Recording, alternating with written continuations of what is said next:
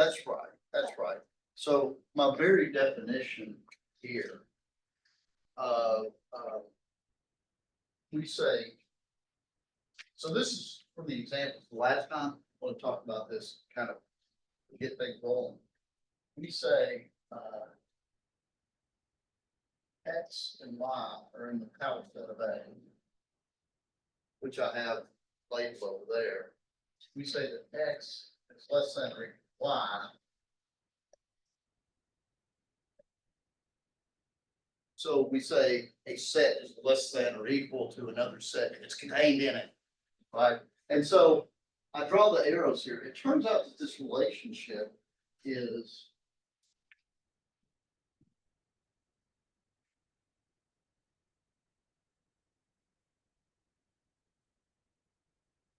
this is reflexive because any set is a subset of itself, right? That is to say, X is always less than or equal to X because X is contained in X. It's also transitive.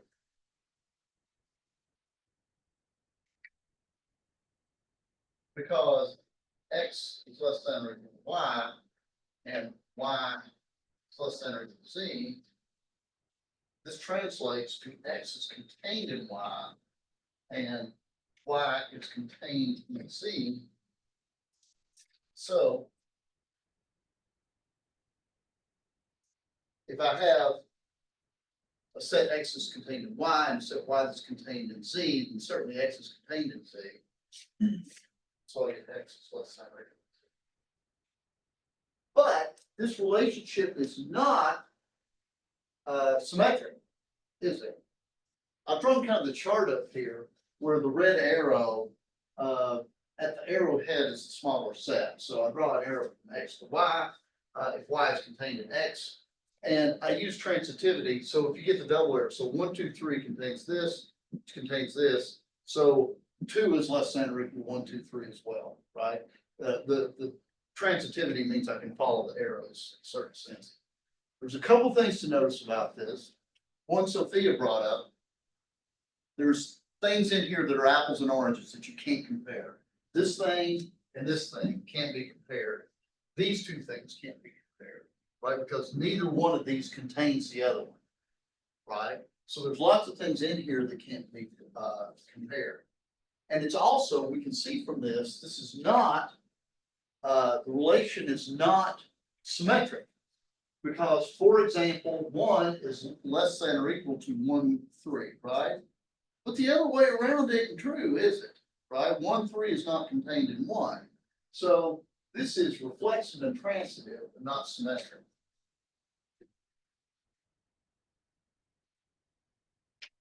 The same is true for the standard less than or equal to on the reals, right? I mean, the less than or equal that you're used to, right? Square root of 2, or 1 is less than or equal to square root of 2. Square root of 2 is less than or equal to pi.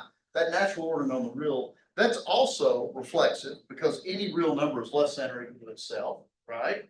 And it's also transitive because if X is less than or equal to Y and Y is less than or equal to Z, then X is certainly less than or equal to Z. Everybody okay with that? But it's not symmetric, right? Because if X is less than or equal to Y, there's no guarantee that Y is less than or equal to X. In fact, for the real numbers, what is true? Suppose that you have less than or equal to on the real numbers, and for a pair of numbers X and Y, it is symmetric. So suppose that I have two real numbers, X and Y, and I know that X is less than or equal to Y, and Y is less than or equal to X. What must be true? They have to be the same, don't they? Right? If X is less than or equal to Y and Y is less than or equal to X, they have to be the same number. And so this brings us to the first definition of the day, 343.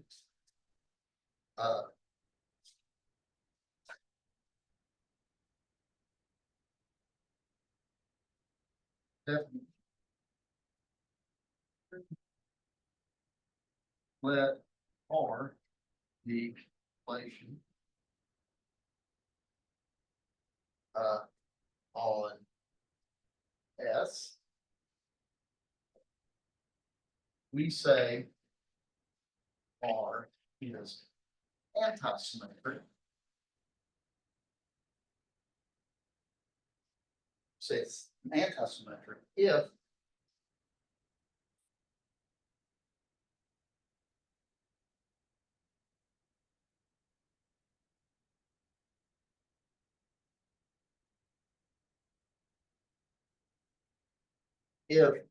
we say that a relation is anti-symmetric if for a pair of elements, the symmetry of the relation implies that they have to be equal. And of course,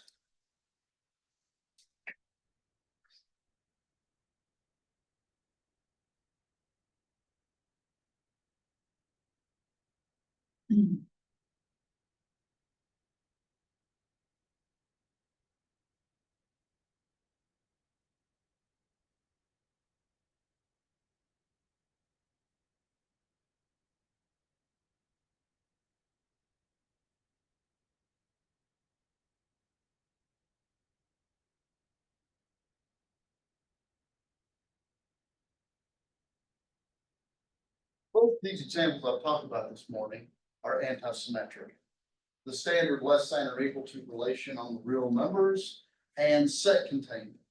All right, set containment, this relation on the power set. This is also anti-symmetric because suppose that y is contained in x.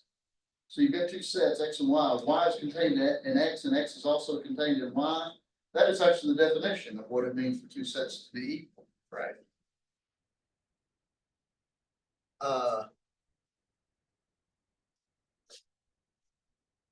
So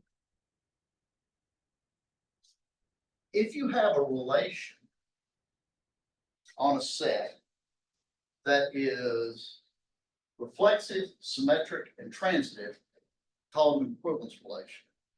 And this is a big deal. We made a big deal out of it. And we show that it's very important. It basically determines partitions on a set. If a relation is reflexive, transitive, and anti-symmetric, we have a special place for that too. A relation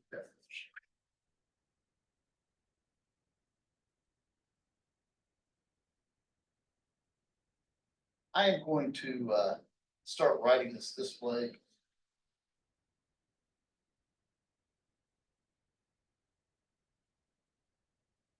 Instead of R, I'm going to use this. On a set A,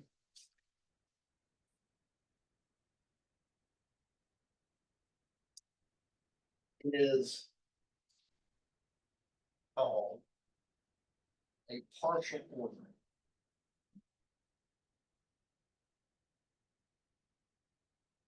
On A. If this thing is reflexive, anti-symmetric, and transitive.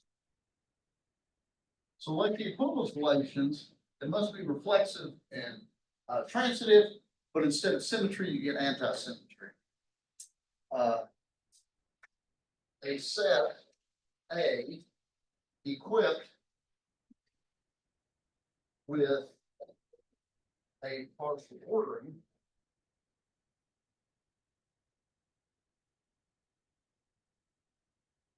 is called,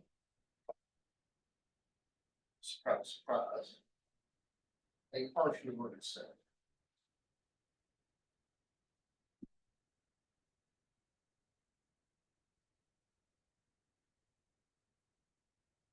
Sometimes if I use the word post set, that's what I mean, a partially ordered set. Two big examples.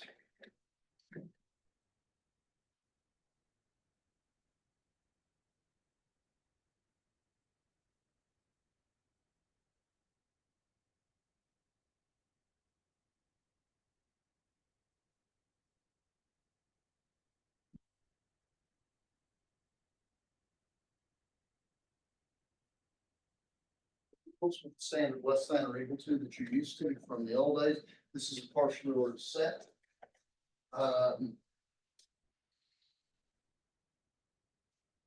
power set of A, with ordering given by the partial order.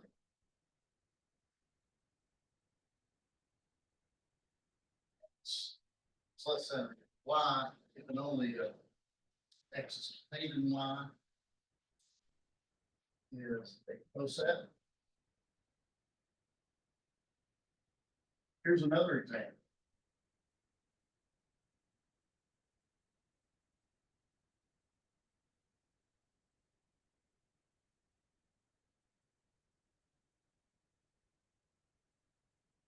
Consider the Cartesian product of Z with itself. This is a faux set.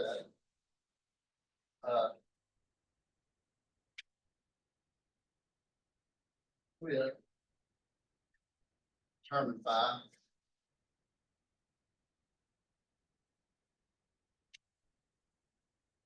A, B is less than or equal to X, Y. A is less than X, or A equals X, and B is less than Y.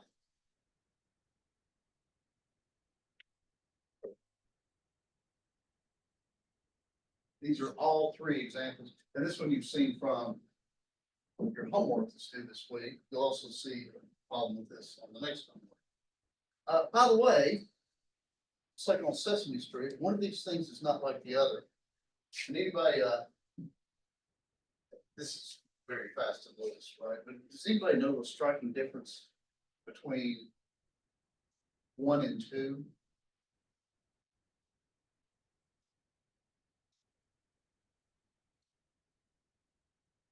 If I give you any two real numbers, can you compare them? Sure, one of them is less than or equal to the other. Do I agree with that? If I give you any two subsets, some set A, do you necessarily compare them? Maybe not, right? Both of these are partial order, but this one's sort of stronger in a certain sense because any two elements can be compared. So some things can here and some things can't. By the way, is this one more like 2 or more like 1 in this regard? Can you compare any two ordered pairs here? You can, can't you, right? Because all this relationship says is look at the first coordinate, right? If one first coordinate is less than the other, then whichever one with the smaller first coordinate is the smaller one. And in case of a tie, look at the next coordinate, and this has to solve for less than or equal. So any two can be compared. You should check for yourself, probably well on your homework, if this is in fact a partial ordering. Here's the first proposition. Then basically, this next proposition basically shows that well,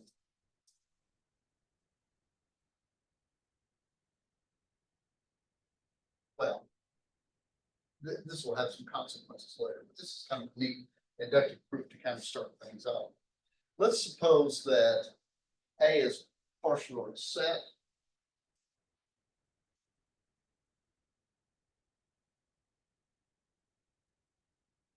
But A, and I'm going to ask you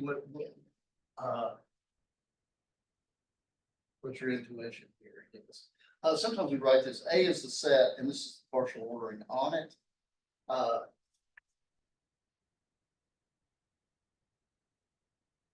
Suppose I have a partial ordered set, and suppose that Xi and A, well, X1, X2, Xn.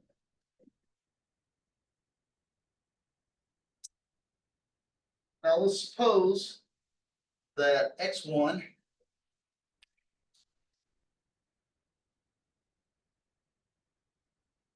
have Xi is less than Xi plus 1.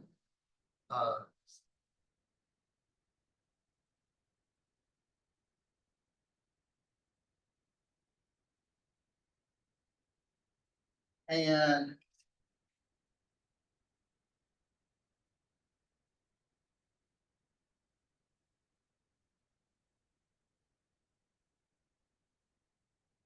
So here's what I've kind of got a loop here, right?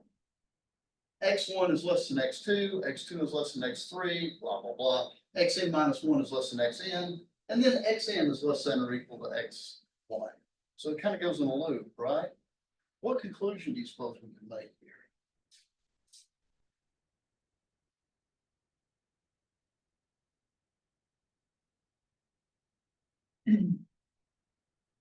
All these elements have to be the same.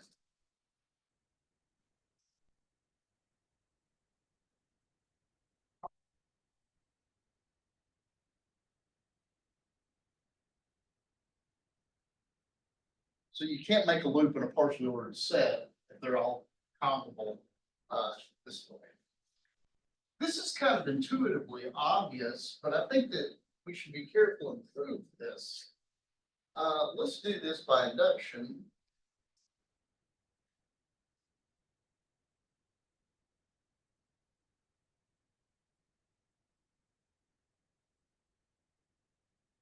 Okay, what's my base case? Well, the conclusion is kind of silly when n equals one, right? Because I've just got one thing, right? So this is true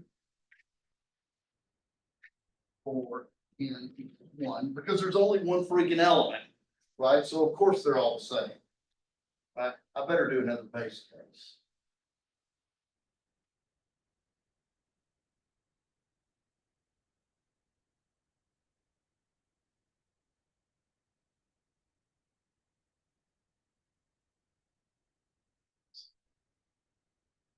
Well, we'll see what the loop shows. X1 is less than or equal to X2, and that takes care of all this.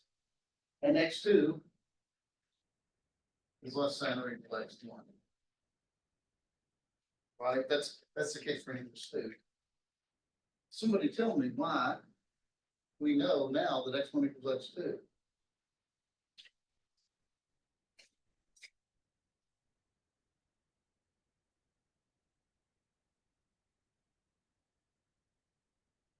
Yeah.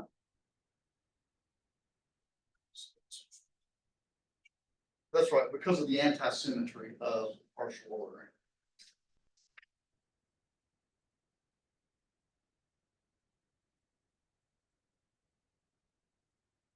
By so this takes care of our base cases. Our inductive hypothesis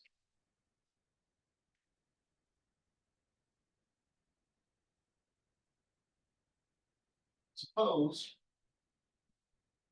for some n greater than or equal to 2, we have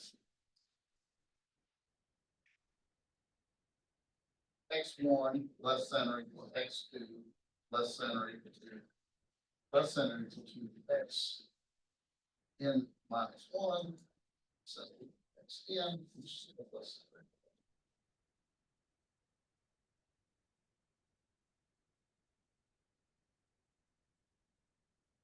Right.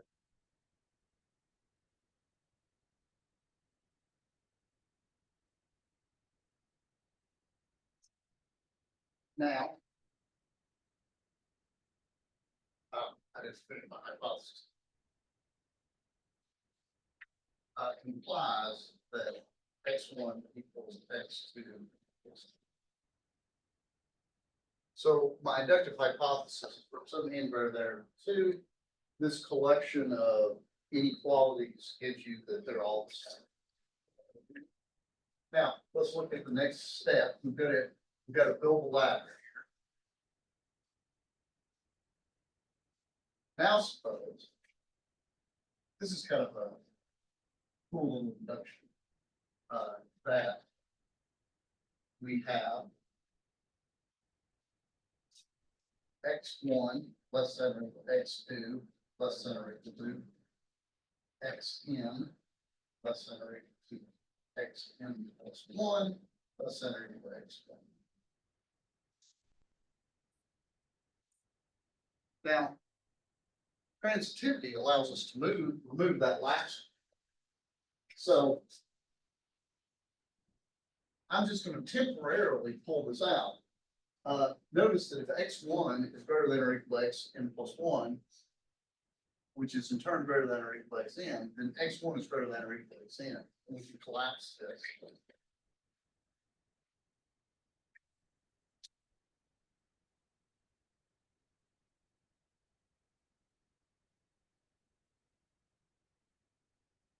Right? By transitivity.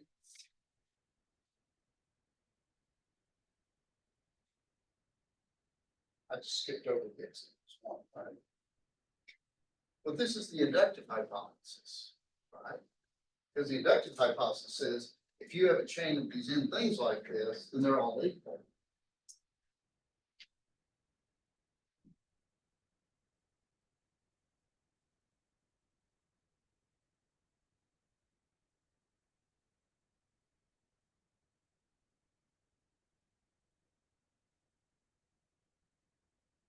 I'm going to just call all of these x, right?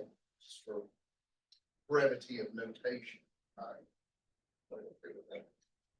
So now this chain of inequalities is now, let's put the xn plus one back here. And notice that what we've shown using the inductive hypothesis is all of these are equal to x. So now we have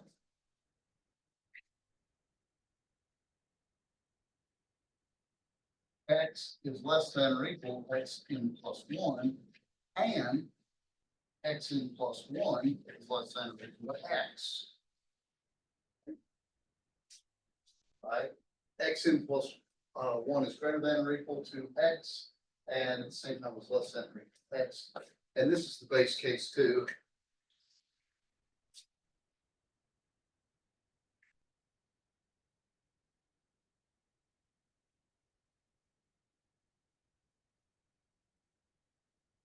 Base case equals 2, we have xn plus 1 equals x. So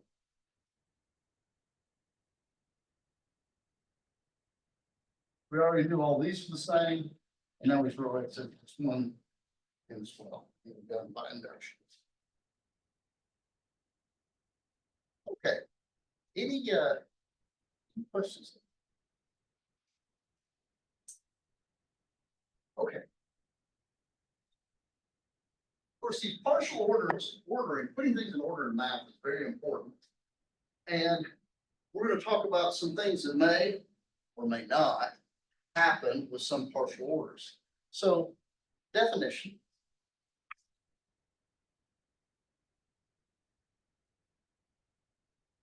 Suppose that A is a coset.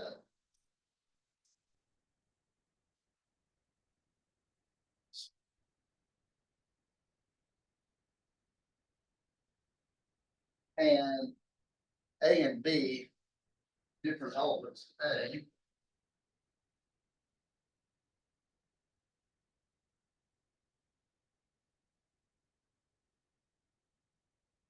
We say that A is an immediate predecessor of B.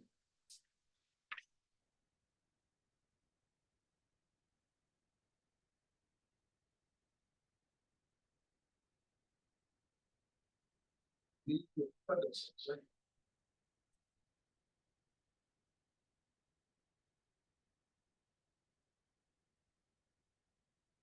Anyway, how to spell that? Of V. If predecessor, well, that means it comes before. So in a certain sense, it's smaller, right? That's the predecessor part. What do you suppose we do? Well, if I was to use the word immediate predecessor, what do you suppose to be a good definition of the immediate?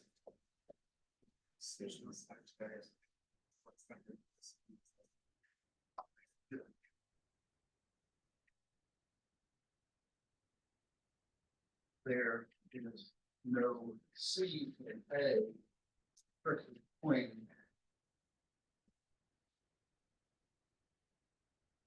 A that's my fast and loose way to write it. Let me write something more formal. Uh, there doesn't exist C and A, such that C is not A and C is not B, with C between A and B.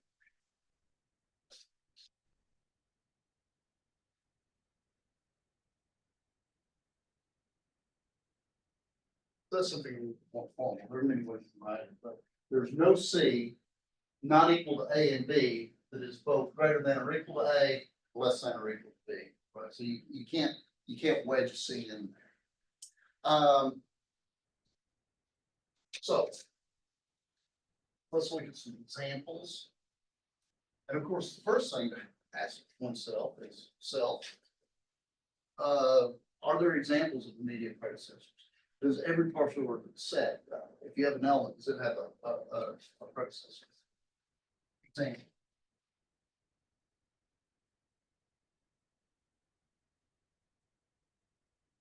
If you look at the natural numbers under the standard less than or equal to,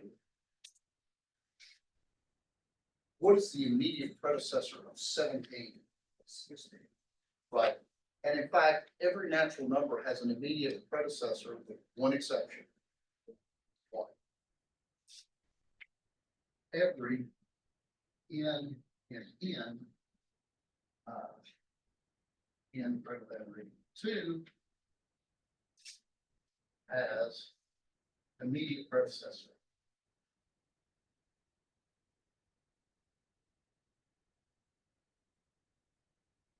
In mind. One in natural numbers has no immediate predecessor.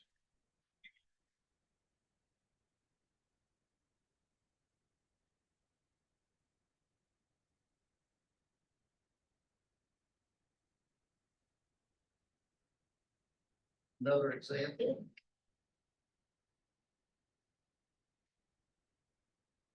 What about the integers under the standard less than or equal to?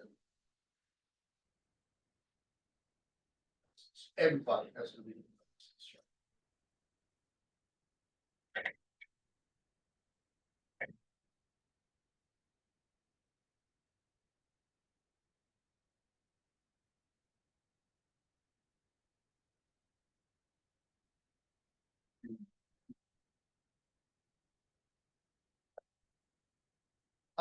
Here's another example.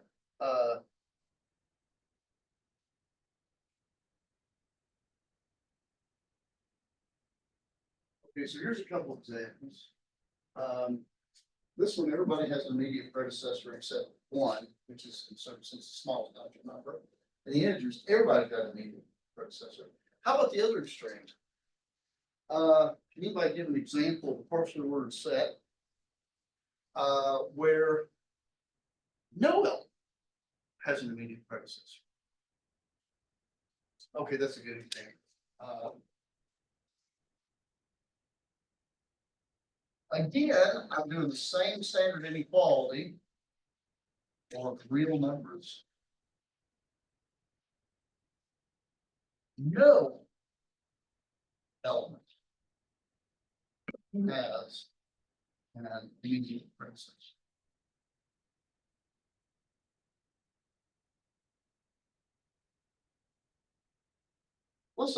Let's prove this for Q.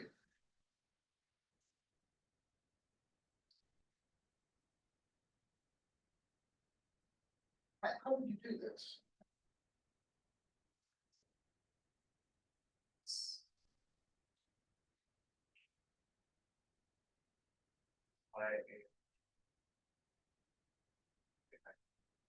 Okay, yeah, so let's do this. Let's suppose I'm going to do a proof by contradiction. Okay? Let's suppose, just for giggles, that A over B has an immediate predecessor.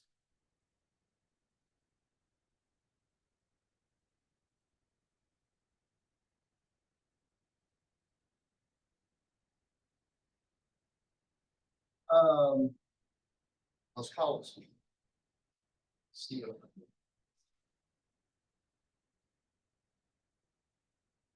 And the only assumptions I'm making the assumptions that, clear this up. These are rational numbers. And B and D are not zero.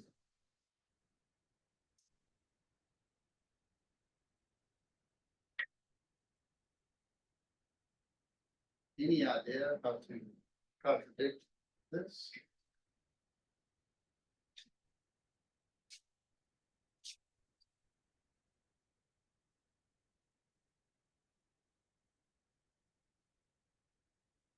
We're assuming the C over D is less than A over B, right? Yes. Do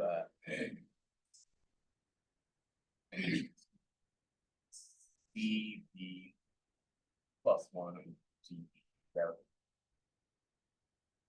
Right.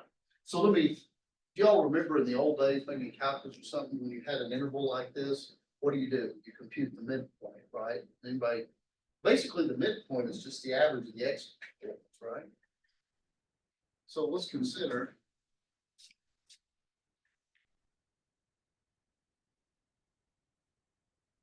Uh,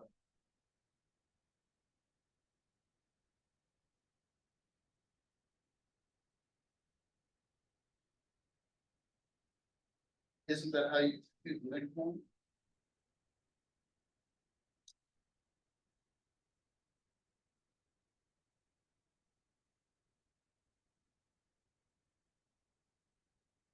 This is still a rational number, isn't it?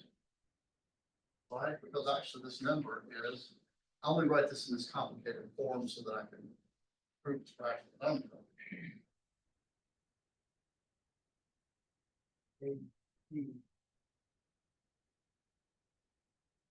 Do I agree with that?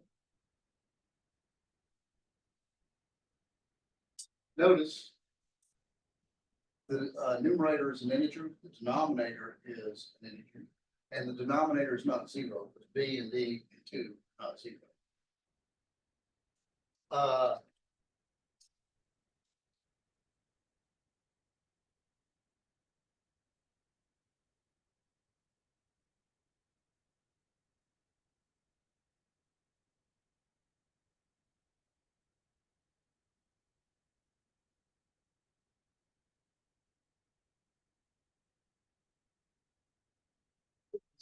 So I see if we can show this. By the way, I don't expect this to be true in general, but there's an assumption that we've already made about this that will let you work this out. What do we know about the relationship between A over B, C over D? A over D has to be bigger.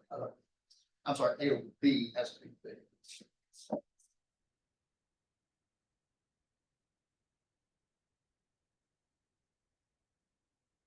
Without this little tool, you're not going to be able to prove this. But see if you can do this. Also see if you can do it for the real numbers. But basically, geometrically, what we've done is this doesn't have an immediate predecessor because what we've done here is we found the average. It's between C over D and A over B, and it's still rational because I've averaged two rational numbers. Okay. There are two examples where nobody has got an immediate predecessor. Here's another question. For these two examples, how many immediate, so if I walk up to you on the street and give you an integer, whatever, how many immediate predecessors does it have? Only one. Here's another example.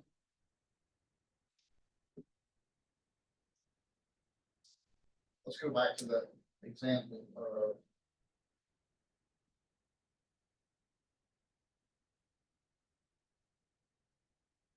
this one that I put up on the board earlier.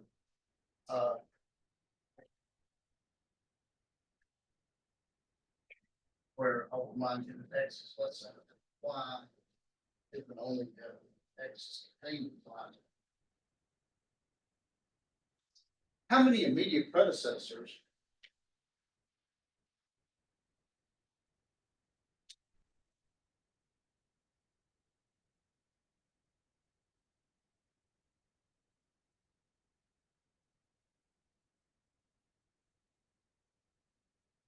Set has a lot of predecessors.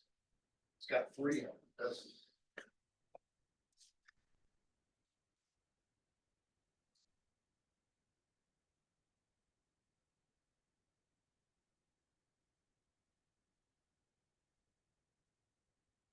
Notice all three of these sets are less than or equal to this, right? And there's no way you're jamming a new set in between here and here, because this has got three elements and this has got two. To make this bigger, you have to add an element, which would be this one, right? So notice this example. In this example, you have three immediate predecessors for that particular set. So they don't have to be unique in general. By the way,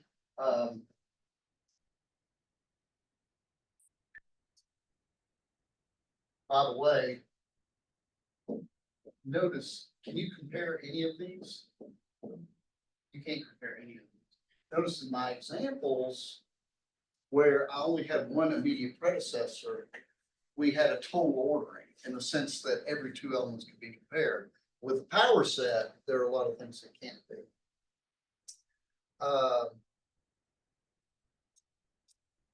Okay, any questions? Definition, 349.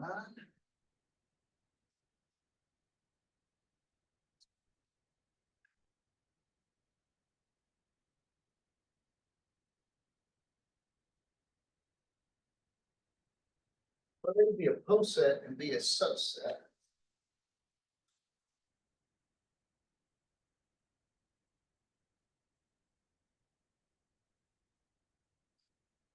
In side A and subset.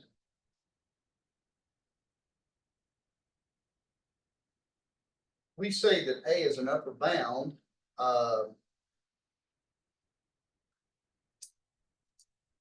for B.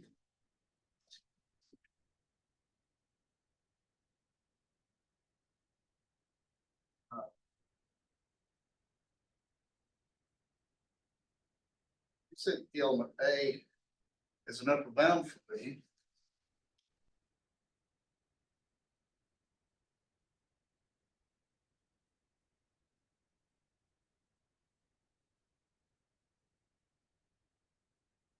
For the set, for the subset B, if what it means for A to be an upper bound for this set is I want A to be bigger than or equal to everything in B.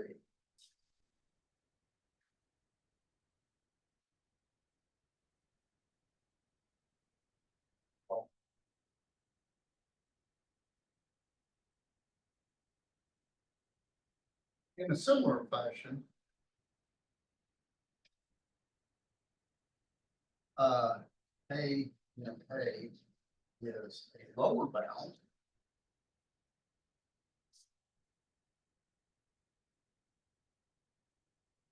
For B. Yeah.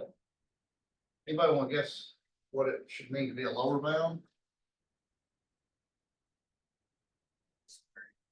Yeah, if A is smaller than everything else.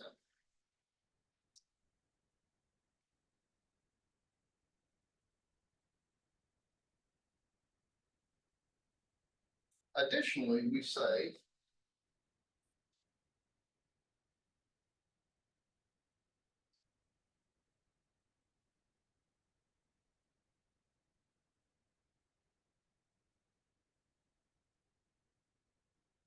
one, A is the least upper bound.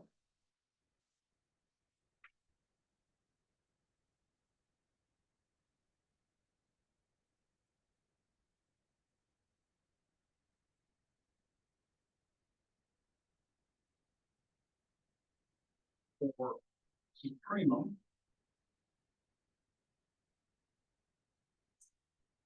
That is to say, A is suit B, suit means supremum, and it's a fancy math terminology for least upper bound.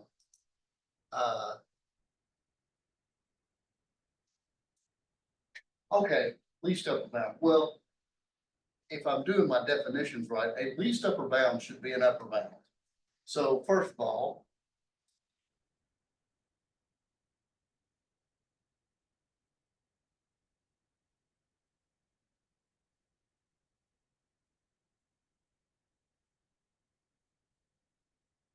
what do you suppose it means to be a least upper bound?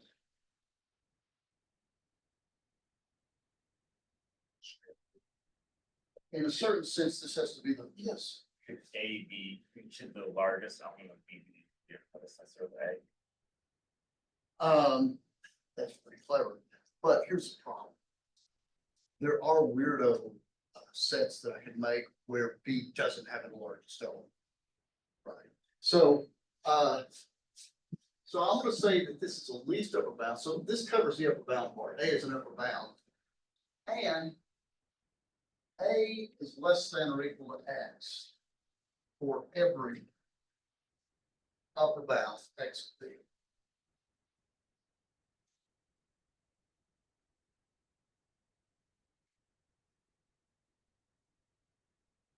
So it's an upper bound, and if you gather together the collection of everything that's an upper bound to B, you find that this is the smallest one. Right?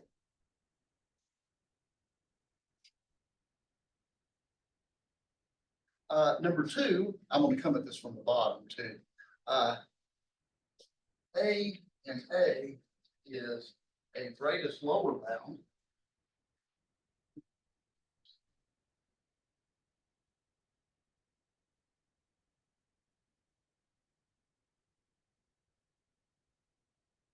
For infimum.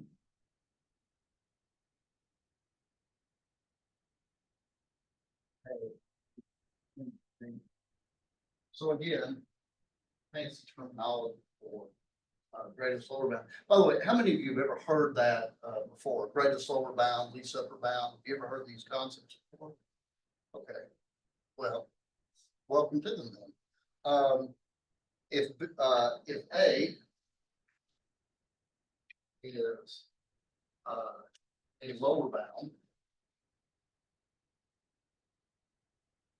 B, and what do you suppose is true now? If it's the greatest lower bound, it should be bigger than all other lower bounds, right? And Y is less than or equal to A for every lower bound. Y.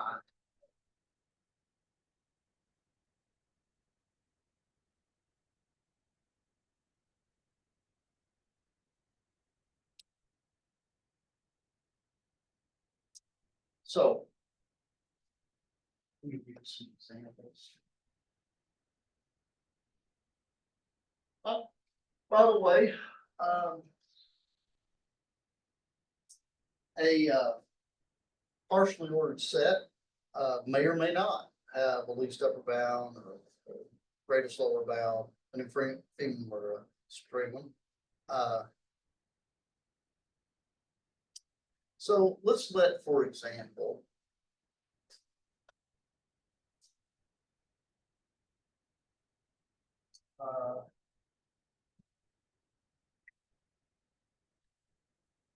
let's do rational numbers under the standard ordering again. And let's let B be the set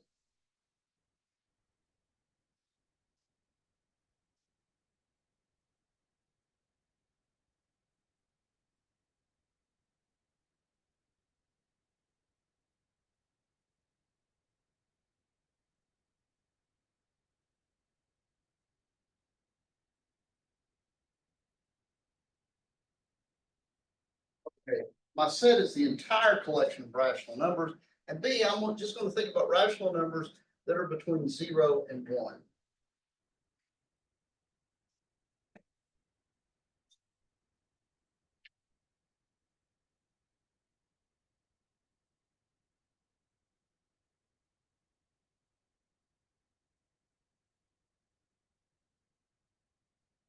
Can somebody tell me what the infimum and supremum are, assuming they exist.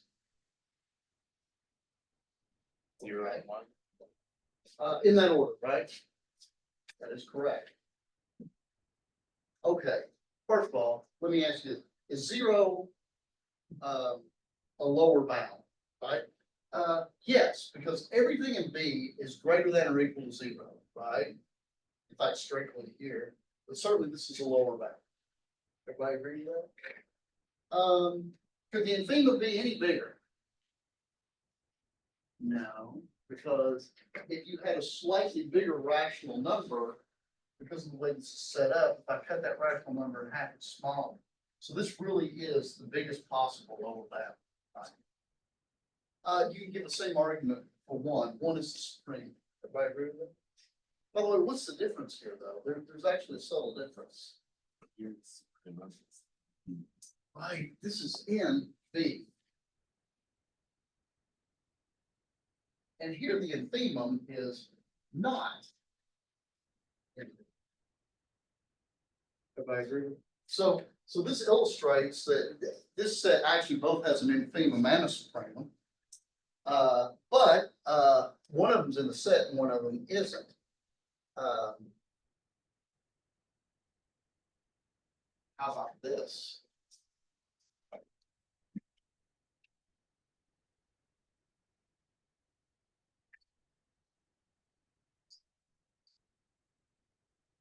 Yeah, I'm going to take Q.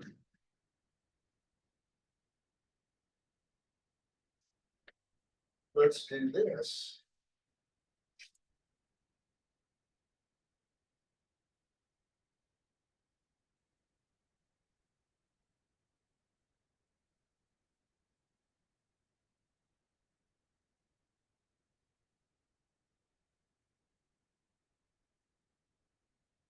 What's the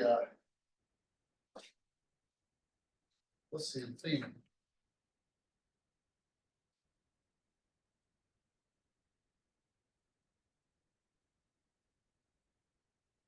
You were right not to answer. It does not exist, right? Because you can go arbitrarily small. This was a little more subtle. What about this one?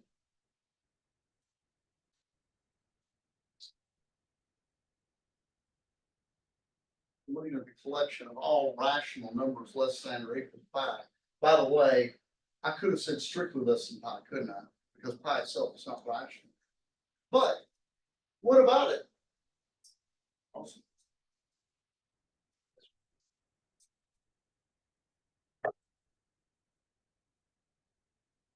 This is similar to suppose q less than pi is supremum of B. Can somebody tell me how I might get a contradiction from this? Have you all heard the old adage between any two real numbers, there's a rational number? And in fact, we actually proved that on our homeworks, didn't we? I don't know much, but I know that Q is rational, so it's real. Pi is real. In between these two, there's another rational number. So no matter what I try to pick for the supremum, there's another rational that would have been better. So the supremum here does not exist. Everybody see that? Because that can somebody give me an upper bound for B? Right, it doesn't have a supremum. Can somebody give me any upper bound? No. 4. Yeah, let's be lazy, go 4, right? Or how about 8,000, right? Certainly everything in there is less than or equal to 8,000, right? But 3 doesn't quite work because, for example, 3.14159 stop is a rational number that's less than pi up here. Okay, I think that this is a good place to stop. Any questions? Yes. Because pi is not rational. Right, because that's a great question. The supremum has to come out of the parent set. And in this case, the parent set is rational and pi is not there. Others? that's why I said that the infimum is not in B. It's a rational number and it functions as the infimum, but it's not in the set B. All right, so the infimum is rational, but it's not in B. Okay, So that was like the real numbers that I. great. If this was the real numbers, then how it would work is a